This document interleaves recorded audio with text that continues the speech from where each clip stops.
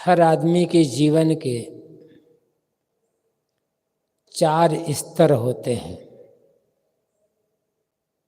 कहना चाहिए हर आदमी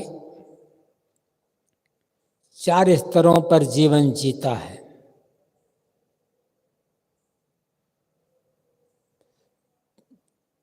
तीन स्तरों से तो अब परिचित रहता है, चौथे स्तर से प्रायः अपरिचित रह जाता है।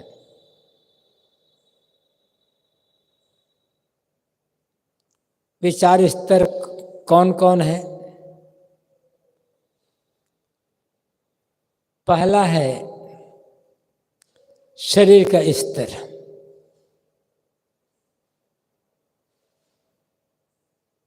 दूसरा है मन का स्तर, तीसरा है हृदय का स्तर और चौथा है आत्मा का स्तर। शरीर से कर्म होते हैं, मन से सोचना विचारना होता है, हृदय से भावनाएं होती हैं, किंतु जो आत्मा का स्तर है, चेतना का स्तर, उसमें न कर्म है, न चिंतन है, न भावना है, उसमें केवल अस्तित्व है, होना है। और इससे आदमी प्रायः अपरिचित रहता है।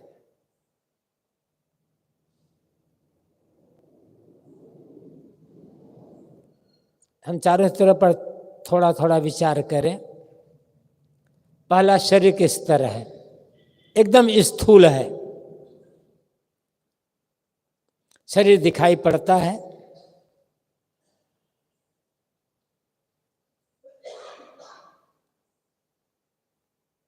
शरीर है तो शरीर का निर्वाह है और व्यवहार है। निर्वाह और व्यवहार दोनों में कर्म की आवश्यकता होती है। बिना कर्म किए कोई आदमी रह नहीं सकता है। अब ये बात अलग है कि कौन अच्छा कर्म करता है, कौन बुरा कर्म करता है, लेकिन आदमी तो करता है। और इससे हम कहें आगे, कुछ ऐसे लोग होते हैं जो जानबूझकर कभी बुरे कर्म करता ही नहीं है। जो करता है शुभ कर्म ही करता है, किंतु शुभ कर्म करते हुए भी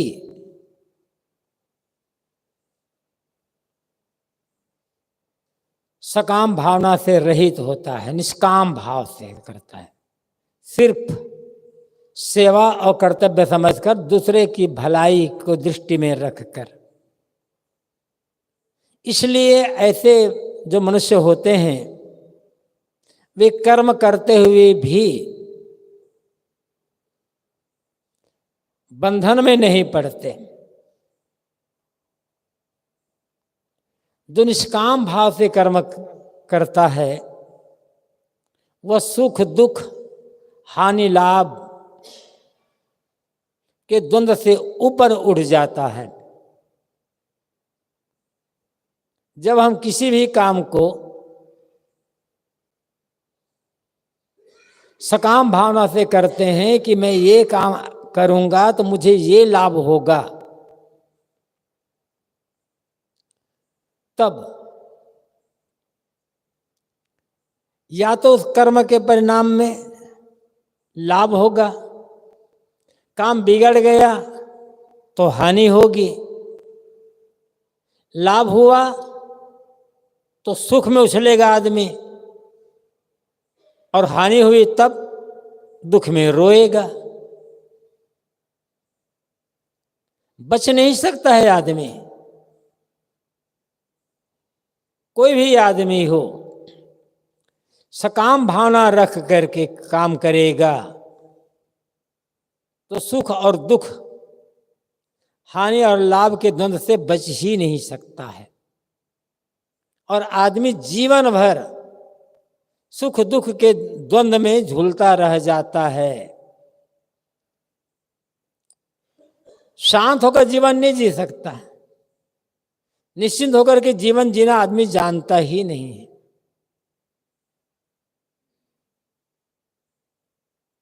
कर्म तो करना है,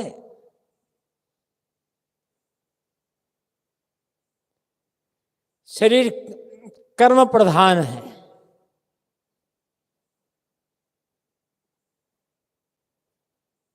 जीवन निर्वाह मजबूरी है,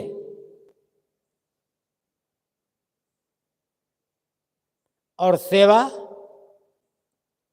कर्तव्य है।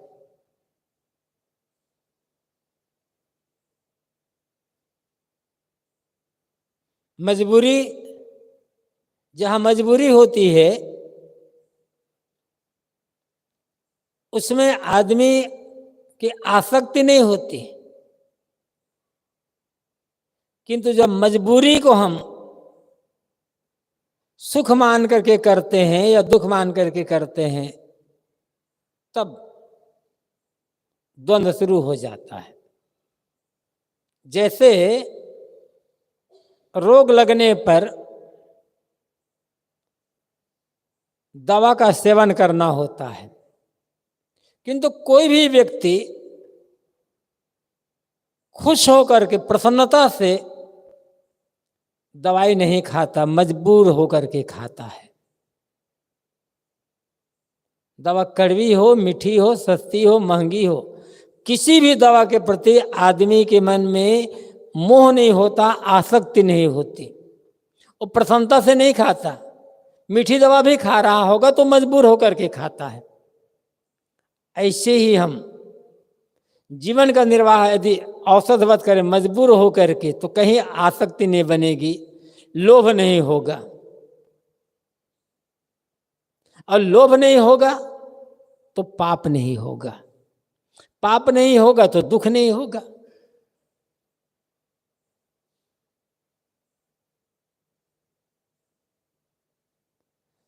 बात है कि शरीर का स्तर कर्म का स्तर है, और दूसरा है कर्तव्य।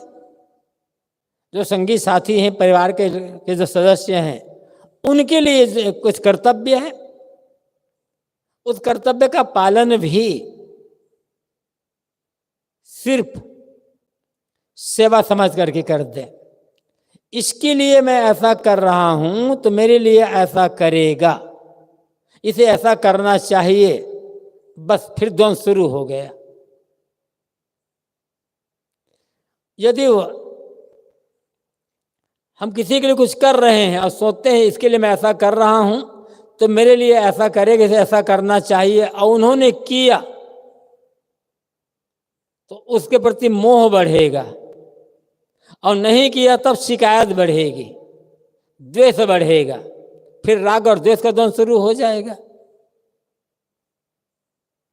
तो ये हानि और लाभ, सुख और दुख, राग और द्वेष के द्वंद्व में नहीं पड़ना है। तो जो कुछ भी करना है निष्काम भाव से करते चलना है। कर दे काम और भूल जाएं।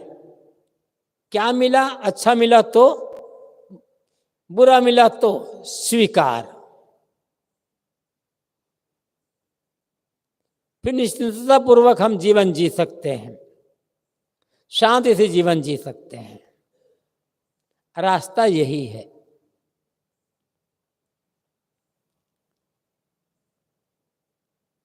दूसरा स्तर आता है मन का स्तर, और मन का काम है सोचना, विचारना। जब हम गाढ़ी नींद में पहुंच जाते हैं रात्रि के समय, या कभी भी जब सोते हैं और गाढ़ी नींद लग जाती है, उतने समय में हमारा मन शांत रहता है, कोई चिंतन नहीं रहता। लेकिन जब तक जागृति अवस्था रहती है, हर समय मन कुछ न कुछ सोचता रहता है।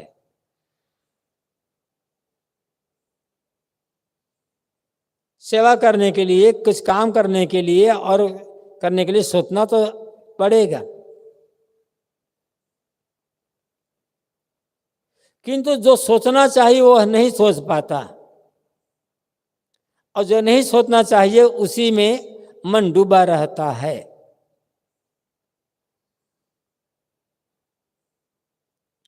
आदमी तनाव में क्यों पड़ा रहता है, क्यों उलझा रहता है?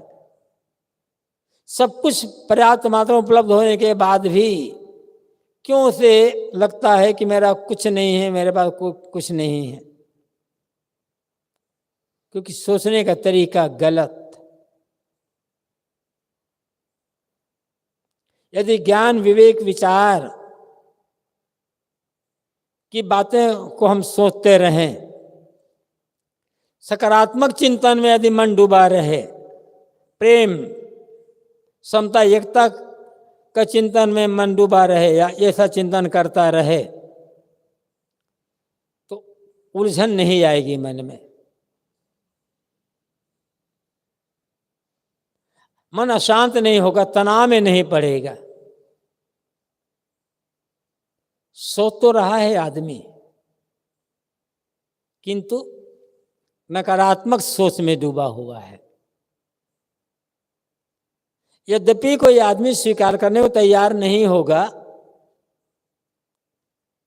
कि मैं नकारात्मक सोचता हूं। किसी से पूछो, क्या तुम सही बात सोचते हो? हर आदमी को उत्तर होगा कि मैं तो सही सोचता हूं। जब सही सोचते हो तो उलझे हुए क्यों हो?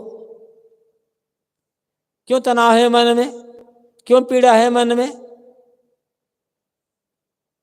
अहंकार है सही सोचने का, और सोचा जा रहा है गलत, नकारात्मक।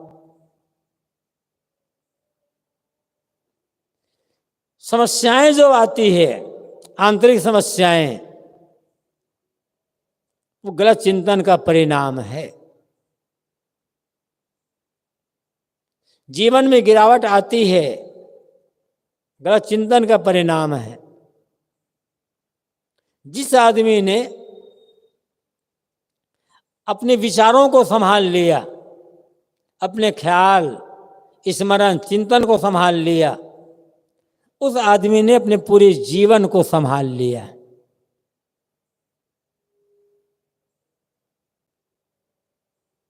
क्योंकि हमारा जो जीवन है, हम जिस स्थिति में आज हैं, वह हमारे चिंतन का ही परिणाम है।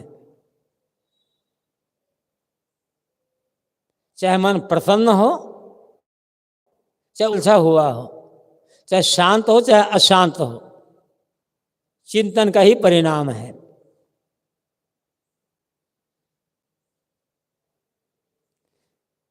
प्रायः जो लोग थोड़ी आध्यात्मिक रुचि रखते हैं, थोड़ी साधना आदि की बात जानते हैं, कुछ समय निकाल करके भजन भक्ति का काम करते हैं, उनमें से अधिकतम लोगों की शिकायत यही है कि मन तो चंचल है, ठहरना जानता ही नहीं है। ये तो एक क्षण के लिए भी नहीं ठहरता। कारण क्या है? नकारात्मक चिंतन, वासनात्मक चिंतन, संसारात्मक चिंतन। जितना नकारात्मक सोचा जाएगा, जितना विषय वासना की बात सोची जाएगी, जितना संसार राग रंग की बात सोची जाएगी, मन उतना चंचल बनेगा। मन अपने आप चंचल नहीं बनता है। मन को खुराक गलत दी जा रही है, और गलत खुराक है वही विषय वासना का चिंतन, राग रंग का चिंतन, नकारात्मक चिंतन, तो मन तो बीमार बनेगा ही बनेगा, वो ठहरेगा कहाँ से? वो तो चंचल ही रहेगा, रुकेगा नहीं, ना भजन बनेगा ना ध्यान बनेगा।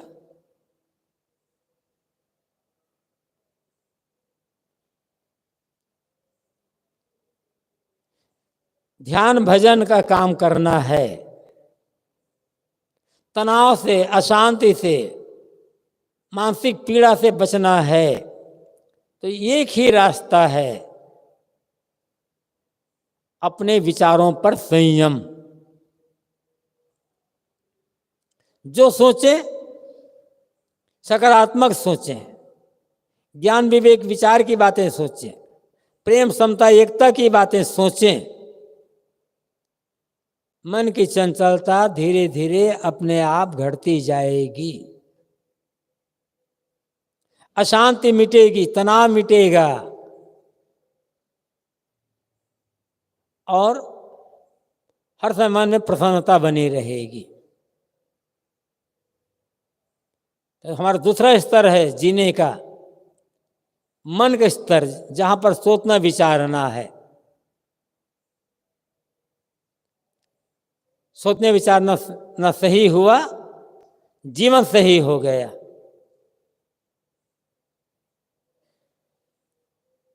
और सोचना विचारना गलत है, जीवन गलत हो गया।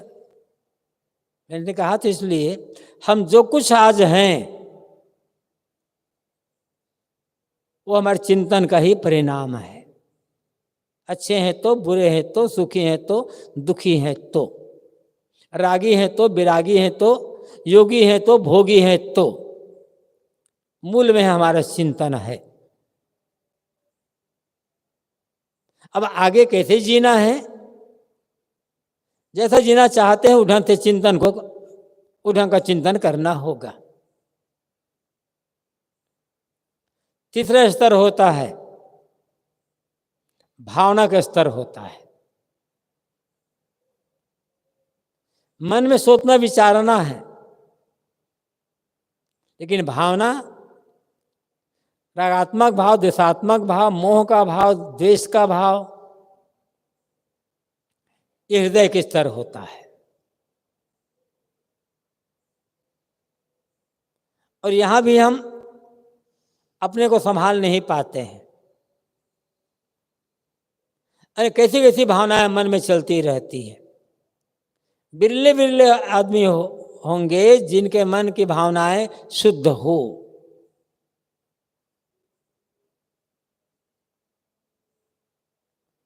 किसी ने हमारे साथ गलत विचार व्यवहार किया है,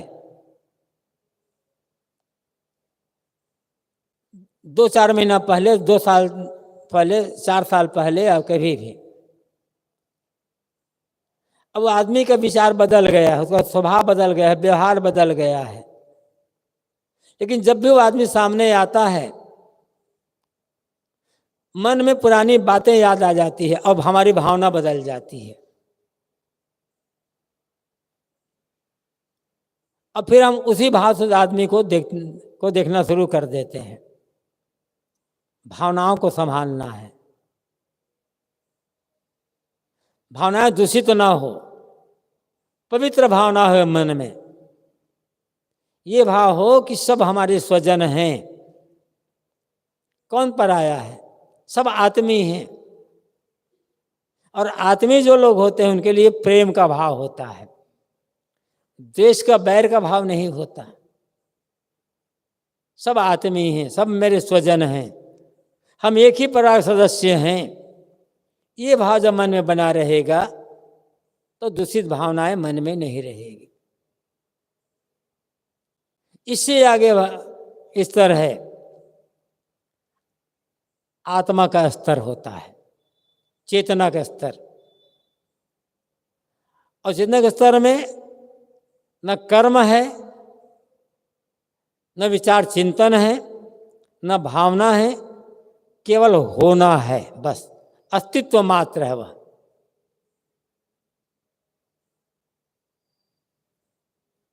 और उसका हमें परिचय ही नहीं है। आत्मअस्तित्व का परिचय न होने के कारण आदमी भगवान भगवती पाने के लिए ईश्वर परमात्मा पाने के लिए भटकता रहता है। मैं हूं, मन शांत हुआ, विचार शांत हुए, कर्म पवित्र है, जीवन में जो कुछ किया जा रहा है शुद्ध कर्म ही किया जा रहा है, वो भी निष्काम भाव से। भावनाएं दूषित नहीं, भावनाएं शुद्ध है सबके लिए। विचार शांत हो गए, क्या बचा फिर? हमारा होना, हमारा अस्तित्व, केवल आत्मा का स्तर ही बचा। जब हम ध्यान करते हैं, साधना करते हैं, उसी आत्म स्तर में जीने के लिए, वहां पहुंचने के लिए, लेकिन उसका हमें पता ही नहीं है। जो चेतना का स्तर है, आत्मा का स्तर, अपना होने का, अपने अस्तित्व का भाव,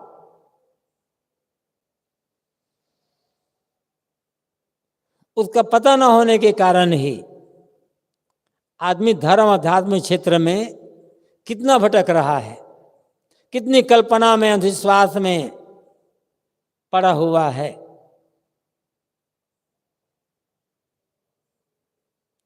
जिसे अपने अस्तित्व का बोध हो जाता है कि सब कुछ छूटेगा, सब कुछ मिटेगा, सब कुछ बिछुड़ जाएगा, किंतु मैं अपने आप से न बिछुड़ सकता हूं, न छूट सकता हूं, और न मैं मिटने वाला हूं।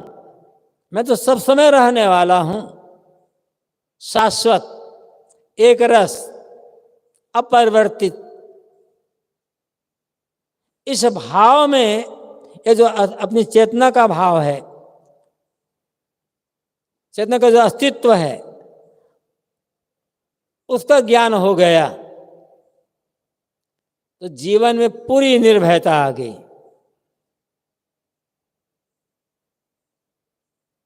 फिर कुछ पाने का भाव कहो, पाने की इच्छा कहो, कुछ रह ही नहीं जाना है।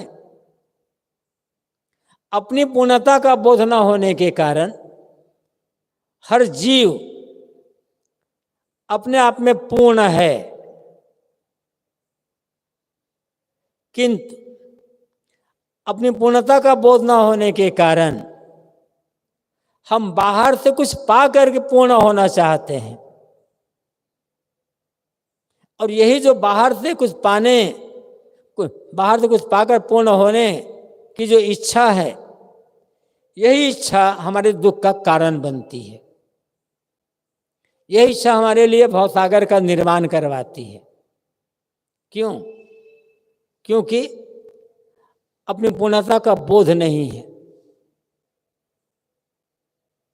चाहे हम बाहर से ईश्वर पा करके तृप्त होना चाहें, तो बाहर से संसार के भोग पाकर तृप्त होना चाहे, भोग तृप्त होना चाहे, दोनों में अपूर्णता है। संसार में कहीं चले जाओ, पूर्णता कहीं है ही नहीं। पूर्णता है अपने आप में, लेकिन उसका बोध नहीं है, उसका ज्ञान ही नहीं, समझ ही नहीं है उसके। इसीलिए हम भटकते रह जाते हैं।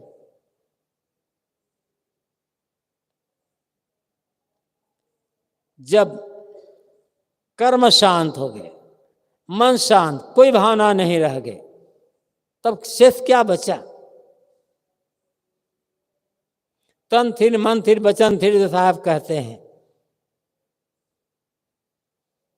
शेष फिर क्या बचेगा? इंद्रियां शांत है, मन शांत है, बुद्धि भी शांत है, शेष क्या बचा?